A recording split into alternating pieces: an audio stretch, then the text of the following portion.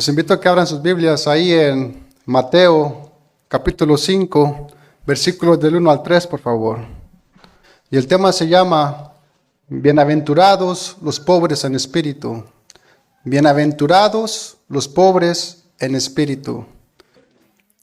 Dice la palabra de Dios: viendo la multitud, subió al monte, y sentándose vinieron a él sus discípulos, y abriendo su boca les enseñaba, diciendo: bienaventurados los pobres en espíritu, porque de ellos es el reino de los cielos. Vamos a orar, hermanos. Bendito Dios, Señor, te damos las gracias, Padre. Gracias, Señor, por traernos de vuelta a tu casa, mi Dios. Reconocemos, Señor, que tenemos necesidad de ti, Señor. Tenemos hambre de ti, Padre. Queremos aprender, Señor. Habla a nuestros corazones, Señor. Transfórmanos cada día más, Señor. Te pedimos perdón, Señor, por nuestras ofensas, Señor. Límpianos de toda inmundicia, Padre. Somos tu cuerpo, Señor, el cual tú ganaste con tu preciosa sangre, mi Dios. Y estamos aquí por tu gracia, Señor. Gracias te damos, Señor. Bendice este servicio y bendice mi vida, Padre. En el nombre de Jesús. Amén y amén. Bienaventurados los pobres en espíritu. Cuando Jesús comenzó su ministerio, su fama se difundió por toda la región de Galilea y de todas las ciudades vecinas. Ahí en Mateo capítulo 4, versículo 23 al 25, unos versículos antes, dice allí: y recorrió Jesús toda Galilea, enseñando en las sinagogas de ellos, y predicando el evangelio del reino, y sanando toda enfermedad y toda dolencia en el pueblo. Y se difundió su fama por toda Siria, y le trajeron todos los que tenían dolencias, los afligidos por diversas enfermedades y tormentos, los endemoniados, lunáticos y paralíticos, y los sanó. Dice en el 25, y le siguió mucha gente de Galilea, de Decápolis, de Jerusalén, de Judea y del otro lado del Jordán. Vemos que el Señor Jesús siempre estaba rodeado de grandes masas de personas, ¿verdad? Muchos de ellos venían con necesidades personales. Algunos traían a sus enfermos para ser curados. Otros venían con los endemoniados para que fuesen liberados. Venía gente de Galilea, de Decápolis, de Jerusalén, de Judea y de todos lados. Y ante la agobiante presencia de las multitudes, dice la Biblia en Mateo capítulo 5, versículo 1, en el siguiente verso dice que el Señor subió al monte. Ponga su vista ahí en el versículo 1 del capítulo 5, dice: viendo la multitud, subió al monte, y sentándose vinieron a él sus discípulos. No se dice a cuál monte, pero parece que el monte no era excesivamente alto. Algunos dicen que estos montes parecían colinas, estaban bajitos. Y dice ahí en el verso del verso de 2 al 3, dice: y abriendo su boca les enseñaba diciendo: bienaventurados los pobres en espíritu, porque de ellos es el reino de los cielos. La palabra bienaventurado en griego significa dichoso, dichoso o feliz. Y aquí el maestro enseña la primera condición para ser feliz o dichoso. Dice: bienaventurados los pobres en espíritu. Debemos ser pobres en espíritu. ¿Y qué es ser pobre en espíritu? ¿Qué es ser pobre en espíritu? Pobre en espíritu es aquel que ha perdido toda confianza en sus propias fuerzas y en su propia justicia personal. Es aquel que ha dejado su orgullo personal. Es aquel que reconoce su condición de pecador y que por sí solo no tiene ninguna esperanza en sí mismo. Pobre en espíritu es aquel que comprende su completa miseria y no puede esperar nada bueno de sí mismo. Reconoce que no puede salvarse a sí mismo y que necesita a Jesús para ser salvo. Un pobre en espíritu es aquel que clama como el apóstol Pablo en Romanos 7:24, que dice: miserable de mí, ¿quién me librará de este cuerpo de muerte? Dice Pablo. Miserable de mí, ¿quién me librará de este cuerpo de muerte? Hermanos, para entender bien esta bienaventuranza, debemos descartar algunas ideas erróneas de lo que no es ser un pobre en espíritu. Un pobre en espíritu no es alguien con baja estima, ni una persona callada o invertida, claro que no. Tampoco no se refiere a una pobreza material o terrenal. Esto de ser pobre en espíritu es más que nada una actitud del corazón. Es una actitud del corazón. No simplemente una cosa o conducta externa. Alguien podría tener una apariencia de humildad, pero con un corazón lleno de orgullo y arrogancia. Entonces, ¿quién es un pobre en espíritu? En pocas palabras, es una persona que tiene la humildad de reconocer su bancarrota espiritual. Es una persona que tiene la humildad de reconocer su bancarrota espiritual y sabe que está arruinado espiritualmente ante la presencia de Dios. El que es pobre en espíritu no confía en sí mismo. Esto contrasta con el espíritu del mundo que nos dice: confía en ti mismo. Eso es lo que nos dice el mundo allá afuera. El mundo dice: confía en ti mismo. Mas la Biblia nos dice que no confiemos en nosotros mismos. Proverbios 3:5 dice: fíate de Jehová de todo tu corazón y no te apoyes en tu propia prudencia. El mundo dice: realízate a ti mismo.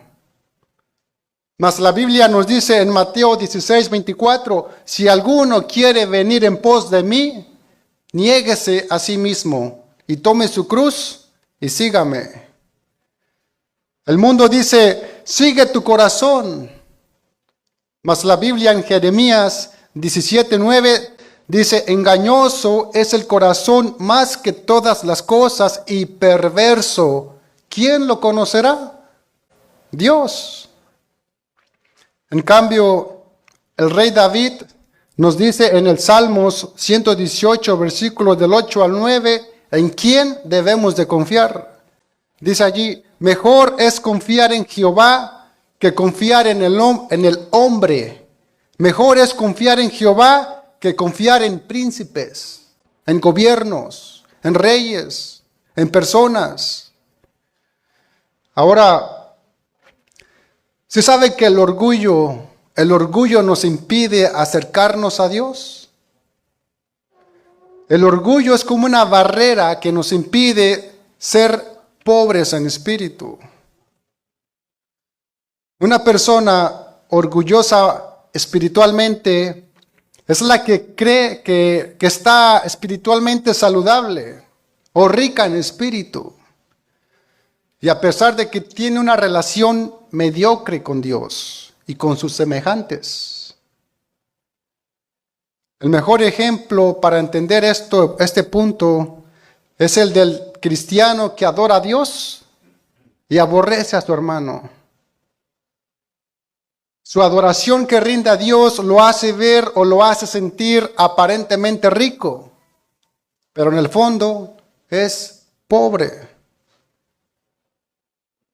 De esta clase de pobreza espiritual habla Apocalipsis capítulo 3, versículo 15 al 17. Yo conozco tus obras, que ni eres frío ni caliente. Ojalá fueses frío o caliente. Pero por cuanto eres tibio y no frío ni caliente, te vomitaré de mi boca. Porque tú dices, yo soy rico y me he enriquecido, y de ninguna cosa tengo necesidad. Y no sabes que tú eres un desventurado, miserable, pobre, ciego y desnudo. Hermanos, cuando somos orgullosos, estamos rechazando a Dios. Por eso la Biblia nos enseña que debemos ser humildes y reconocer que sin Dios no somos nada. Una persona orgullosa puede creer que está en la cima del mundo y que tiene éxito. Pero la Biblia dice que el orgullo es el principio del fracaso. El orgullo es el principio del fracaso. Dios aborrece el orgullo, porque no hay peor cosa que se opone más a Dios que el orgullo. Que el orgullo. Fue por orgullo que el diablo se convirtió en diablo. Una persona orgullosa y envanecida, en lugar de depender de Dios, no lo hace. Suplanta el gobierno de Dios sobre su vida con el gobierno de su propia voluntad. Mas una persona humilde jamás se enaltece a sí mismo, ni lo intenta. Al contrario, sino que es Dios quien lo lleva a cabo. Y el mejor ejemplo lo podemos ver en Jesús, quien se humilló verdaderamente delante de Dios. Pero luego de la humildad, Dios mismo lo llevó a la exaltación. Por eso el creyente debe revestirse de humildad. Porque ningún instrumento será válido en las manos de Dios a no ser que esté revestido de humildad. Hermano, ¿se sabe que el Evangelio nunca se cumple por las habilidades humanas? Sino que Dios cumple la obra del Evangelio mediante los débiles, que confían en su gran poder, que buscan su ayuda. Amén. Primera de Corintios, capítulo 1, versículo 27 al 29, por favor.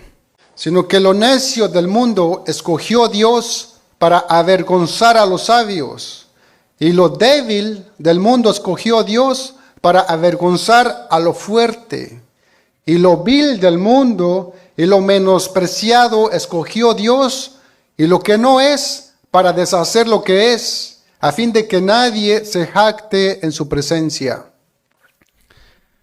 Cuando Dios escogió a sus profetas en cada época, algunos fueron tomados de entre los pastores de ovejas, otros de entre los pescadores y otros entre los publicanos. Estos oficios, pastores de ovejas, pescadores o publicanos, no eran posiciones grandes ni respetables ante los ojos de la gente. Todos ellos eran los más pobres y humildes en aquellos días. Y es que servir al Señor, hermanos, predicando el Evangelio, no depende de la sabiduría humana, sino del poder de Dios. Aún el hombre más talentoso, sin el poder de Dios, no puede llevar frutos. Aún el hombre, aunque sea muy talentoso, sin el poder de Dios, no puede llevar frutos. Muchos de nosotros, aunque somos deficientes en habilidades y tardos para hablar, Dios nos utiliza y nos permite llevar frutos cuando confiamos absolutamente en Él. Se sabe que el honor más grande en la tierra y en el cielo es ser usado como un instrumento para mostrar la gloria de Dios. Dios nos ha escogido aunque somos débiles. Él ha cumplido sus grandes obras utilizando lo vil, lo necio y lo menospreciado de este mundo. Y aunque tenemos muchas deficiencias, hermano, si estamos dispuestos a obedecer la palabra de Dios, Dios va a cumplir lo que se ha propuesto en nosotros, en ti. Amén. Dios escoge a los humildes. Él no necesita a los que se consideran inteligentes, a los que se alzan el cuello. Claro que no. Porque si de serlo así, algunas personas pensarían haber obrado por su propia cuenta, por su propia inteligencia, mostrando su propia justicia en lugar de la de Dios. Por eso, nosotros como débiles estamos comprometidos en mostrar la gloria de Dios y no la nuestra. No olvidemos quiénes somos. Nada más que pecadores. Y hemos llegado hasta este día porque Dios se ha apiadado de nosotros, mostrándose bondadoso. Amén. Acompáñame a Lucas, capítulo 18, versículo 10 al 14, por favor. Dice, 2 hombres subieron al templo a orar. Uno era fariseo y el otro publicano. El fariseo, puesto en pie, oraba consigo mismo de esta manera: Dios, te doy gracias porque no soy como los otros hombres, ladrones, injustos, adúlteros, ni aun como este publicano. Ayuno 2 veces a la semana, doy diezmos de todo lo que gano. Mas el publicano, estando lejos, no quería ni aun alzar los ojos al cielo, sino que se golpeaba el pecho diciendo: Dios, sé propicio a mi pecador. Os digo que éste descendió a su casa justificado antes que el otro, porque cualquiera que se enaltece será humillado, y el que se humilla será enaltecido. Dice que 2 hombres subieron al templo para orar. Uno era fariseo y el otro publicano, o sea, recaudador de impuestos. Automáticamente, la expectativa es que el fariseo es el devoto y el publicano el pecador, ¿verdad? Pero la diferencia está en que los distingue a ambos, está en la forma como oran a Dios. Ahí está la diferencia, en que los distingue, en cómo oran a Dios. De hecho, la oración del fariseo ni siquiera puede llamarse una oración, porque el fariseo no estaba ni orando con Dios, sino que lo hacía consigo mismo. Dice la Biblia que oraba consigo mismo. Él no hace peticiones ni alaba a Dios. Esto indica la condición arrogante y egoísta del fariseo, que usaba el nombre de Dios para alabarse personalmente a sí mismo. En su oración no menciona nada que Dios hubiera hecho por él. Solo agradecía a Dios por ser mejor que todos los demás. Agradecía a Dios el hecho de ser distinto a los demás hombres y de no ser practicante de los pecados que cometían las otras personas. El fariseo se enorgullecía de practicar el ayuno 2 veces por semana. Se enorgullecía por diezmar de cuanto poseía. Pero a diferencia del fariseo, la actitud del publicano era totalmente distinta. Era distinta. Mientras que el fariseo estaba lleno de sí, de arrogancia, de orgullo, el publicano mostraba una profunda humildad. El publicano sabía que estaba lejos y distanciado de Dios a causa de su pecado y que no se atrevía a mirar al cielo. No se atrevía a mirar al cielo. No era digno de mirar hacia el lugar donde Dios habitaba. No era digno de levantar los ojos, sino que los mantenía mirando al suelo, avergonzado de su condición, porque no era digno de ello. El fariseo que venía confiando en su propia justicia, descendió a su casa de la misma manera que había venido, siendo un pecador perdido. Así regresó el fariseo a su casa, con un único derecho: la condenación de su pecado. El fariseo se consideraba justo, pero no fue justificado. El publicano no se consideraba así, pero fue el único justificado de entre los dos. Fue el único que fue justificado, el pecador que el religioso. Y es que, hermanos, la altanería y la arrogancia no valen delante de Dios, mi hermano.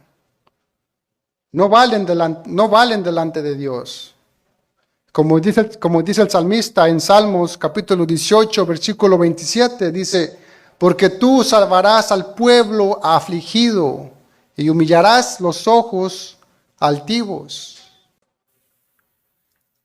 El pobre en espíritu no se jacta de sus progresos, no se jacta de sus progresos ni de sus logros. En las Escrituras vemos muchos ejemplos de hombres que fueron pobres en espíritu, que nos muestran una humildad genuina delante de Dios, como lo fue Isaías. Isaías reconoció con terror su inmundicia mientras contemplaba la visión de Dios en su trono. Dice ahí en Isaías capítulo 6, versículo 5, dice Isaías: entonces dije, ay de mí, que soy muerto, porque siendo hombre inmundo de labios y habitando en medio de pueblo que tiene labios inmundos, han visto mis ojos al Rey, Jehová de los ejércitos. Isaías no se sentía digno de estar en la presencia de Dios. Él reconocía su condición. Dice: ay de mí que soy muerto, porque siendo hombre de labios inmundos. Vemos a Pedro también, quien sobrecogido por su pecaminosidad, se postró humillado delante del Señor. Ahí en Lucas capítulo 5, versículo al 8, dice Pedro: viendo esto, Simón Pedro cayó de rodillas ante Jesús, diciendo: apártate de mí, Señor, porque soy hombre pecador. Estos profetas, siervos de Dios, no se creían religiosos, no se creían los supersantos, pecadores. Se creían pecadores delante de Dios, delante de la santidad de Dios. Todos ellos reconocieron su miseria espiritual. Todos ellos fueron hombres humildes y dependientes de la gracia divina. Ellos fueron pobres en espíritu. Y fíjese que no es casualidad que la primera de las bienaventuranzas del Sermón del Monte sea la de ser pobre en espíritu. No es casualidad que esta bienaventuranza sea la primera. Las bienaventuranzas no fueron pronunciadas y escritas al azar en este orden, sino que hay una secuencia y una razón por las cuales están así, en este orden en el que están. Jesús pone en primer lugar esta bienaventuranza, porque la pobreza de espíritu o humildad, hermano, es la base si queremos recibir las demás bendiciones de Dios. Esa es la base. Ser pobres en espíritu. Porque el orgullo no tiene parte en el reino de los cielos. El orgullo no tiene parte en el reino de Cristo. Una persona no puede entrar al reino a menos que rinda su orgullo. No podemos estar llenos de humildad a menos que nos vaciemos de orgullo. No podemos ser dignos hasta que reconozcamos nuestra indignidad. Así como no podemos esperar que crezca fruta sin un árbol, tampoco podemos esperar que las otras bendiciones de la vida cristiana nos sean dadas sin pobreza de espíritu. No podemos comenzar la vida cristiana sin humildad y no podemos vivir la vida cristiana con orgullo. Pero en las iglesias de hoy hacen muy poco énfasis en la pobreza de espíritu. Hacen muy poco énfasis en la pobreza de espíritu. Se hace muy poca mención en vaciarse el ego. Al contrario, ellos te llenan. Vemos muchas iglesias que predican sobre cómo ser felices, cómo tener éxito, cómo obtener tu victoria y cómo solucionar tus problemas. Pero oímos muy pocos sermones sobre cómo vaciarnos, cómo negarnos y cómo tomar nuestra cruz y seguir a Jesús en la forma en que Él nos dice que lo sigamos. Hermanos, a menos que una alma esté humillada, a menos que nuestro interior sea pobre en espíritu, Cristo nunca podrá llegar a ser apreciado en nuestras vidas. A menos que estemos conscientes de cuán impotentes, indignos y pecadores somos, nunca podremos ver cuán poderoso, digno y glorioso es Cristo Jesús. A menos que veamos cuán perdidos estamos, no podremos ver cuán redentor es el Señor. A menos que veamos nuestra propia pobreza, no podremos ver las riquezas de Dios. Solo cuando admitimos nuestra propia muerte, Cristo puede darnos su vida. Nadie puede recibir el reino de Dios a menos que reconozca que es indigno del reino de Dios. Y Dios nos lo da por su gracia, hermanos. La iglesia que estaba en la Odisea decía llena de orgullo en Apocalipsis capítulo 3 versículo 17. Esa iglesia en la Odisea decía, yo soy rico y me he enriquecido y de ninguna cosa tengo necesidad. Les dice el Señor, ¿y no sabes que tú eres un desventurado, miserable, pobre, ciego y desnudo? ¿No te das cuenta que eres esto? Pero el orgullo es una barrera, hermanos, que no nos permite acercarnos a Dios en humildad. Ahora, ¿sí sabe que es duro ser humilde? ¿Y por qué nos cuesta mucho ser humildes? Porque somos orgullosos. Lamentablemente los cristianos hemos caído en lo que yo llamaría una falsa humildad.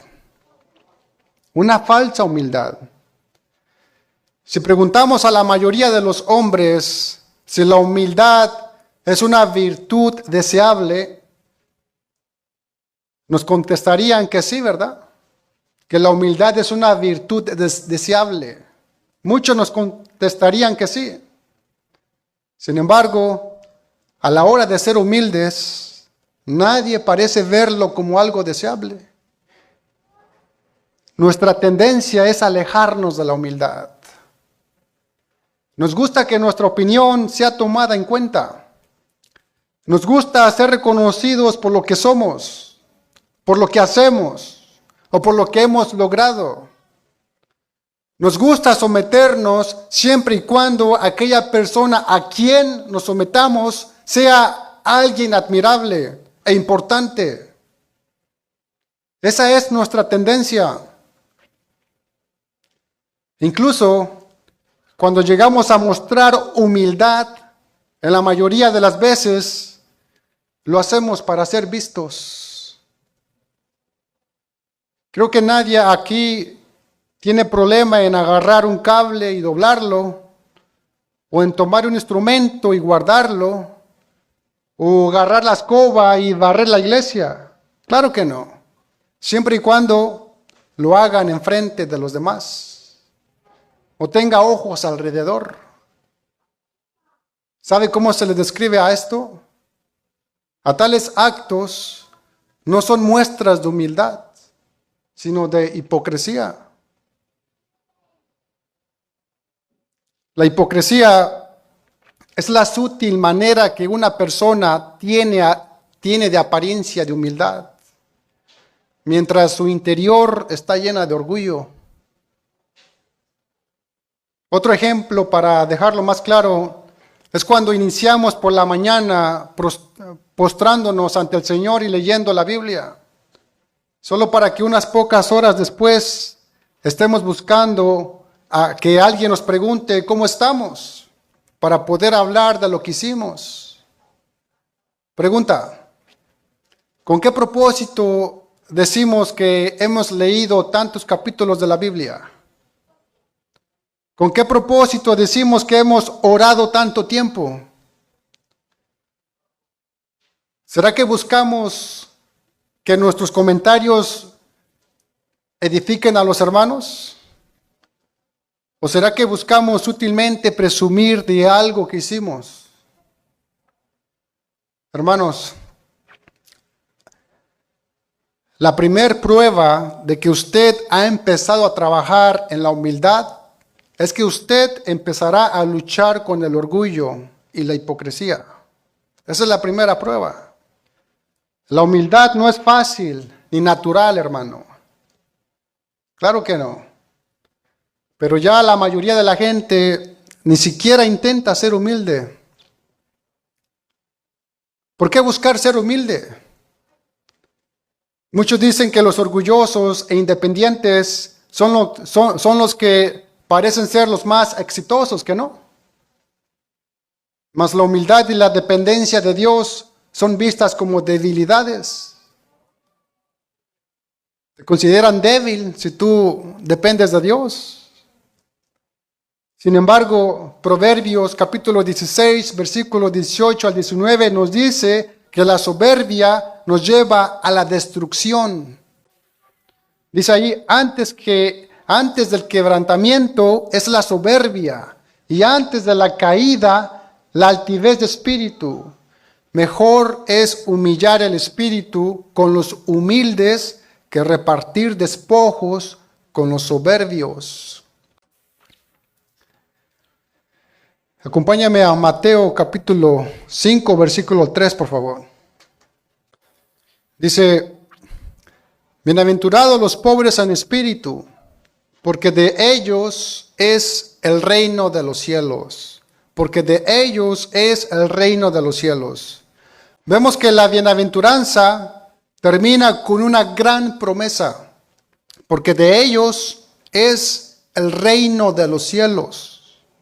O sea que solo aquellos que admitan una ruina absoluta en su condición espiritual heredarán el reino de Dios y heredarán la vida eterna. Por eso, hermanos, ser pobre en espíritu es un prerequisito para el cristiano. Ser pobre en espíritu es un requisito para el cristiano. Mi oración es que Dios abra nuestros ojos y nos dé entendimiento de nuestra bancarrota espiritual. Que esa convicción nos haga más humildes, sencillos y dependientes de Él. que podamos entender nuestra pobreza espiritual y que podamos correr a Dios en fe y arrepentimiento, reconociendo que somos pobres y mendigos, que estamos sin nada para ofrecerle excepto nuestro pecado y nuestra necesidad de salvación, hermanos. Amén. ¿Puede ponerse de pie, por favor? Acompáñame a Santiago, capítulo 2, versículo 5, por favor. Dice: hermanos míos, amados, oíd, ¿no ha elegido Dios a los pobres de este mundo para que sean ricos en fe y herederos del reino que ha prometido a los que le aman? Hasta ahí. Hermanos, si queremos heredar la vida eterna, debemos convertirnos en pobres en espíritu. En pobres en espíritu. O sea, para poder heredar el reino de los cielos, debemos reconocer nuestra bancarrota espiritual. Que estamos quebrados espiritualmente. Debemos reconocer que por causa de nuestros pecados estamos totalmente alejados de Dios y que somos unos mendigos espirituales. Un mendigo espiritual depende totalmente de la gracia y misericordia de Dios. Y Dios quiere que reconozcamos nuestra condición miserable como la de un indigente. Ahora, ¿y por qué esto habría de ser motivo de bendición? Porque esa completa pobreza espiritual me permite darme cuenta que solo Dios puede rescatarme de la miseria humana en la que estoy. Mientras no reconozcas tu pobreza espiritual, no acudirás a Dios por gracia y misericordia. Los pobres en espíritu son aquellos que se dan cuenta que no hay manera ni tienen los recursos para poder entrar en el reino de los cielos. Una persona pobre en espíritu es alguien que reconoce que no puede salvarse a sí mismo y que necesita a Jesús para ser salvo. Pero cuando pensamos que no necesitamos de Dios, porque nosotros tenemos nuestros propios méritos, estamos más lejos de la verdad de lo que imaginamos. Cuando olvidamos ser humildes en espíritu, pronto nos encontraremos en serios problemas, hermanos. Pensar que lo que soy y que lo que tengo es mío, que es producto de mis propias bondades y capacidades, pronto nos encontraremos en serios problemas. Por eso, tengamos mucho cuidado con lo que acontece en nuestro corazón, hermanos. Revisemos constantemente nuestros pensamientos y emociones si estamos en la verdad. Deberíamos ser como el salmista dice en Salmo 139, versículo 23 al 24. Dice: examíname, oh Dios, y conoce mi corazón. Pruébame y conoce mis pensamientos. Y ve si hay en mí camino de perversidad, y guíame en el camino eterno.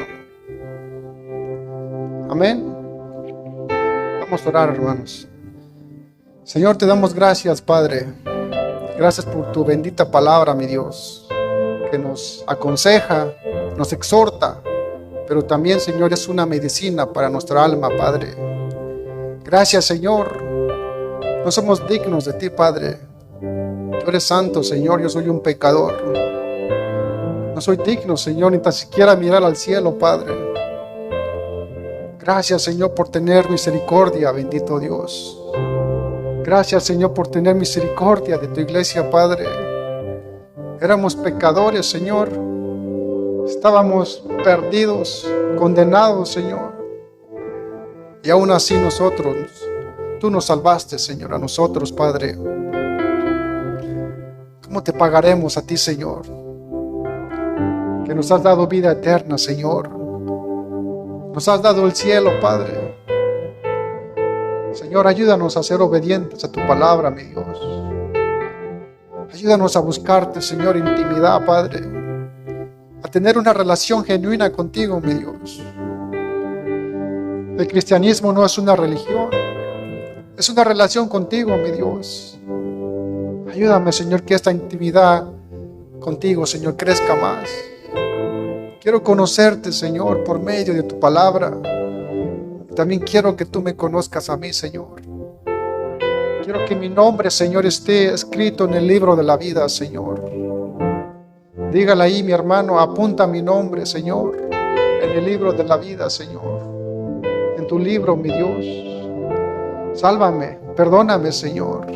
Te necesito. Te necesito en mi vida, Señor, y en mi familia, Padre. Gracias te damos, Señor. Eres bendito, mi Dios. Siempre te glorificaremos. Siempre te alabaremos, Señor, porque tus cosas son grandes, bendito Dios. Tus obras, Señor, son grandes, bendito Dios. Gracias, Señor, por lo que estás haciendo en mi corazón, en medio de tu iglesia, bendito Dios. Te damos la gloria, te damos la honra a ti, Señor. En el nombre de Jesús. Amén, amén y amén. Dios les bendiga, hermanos.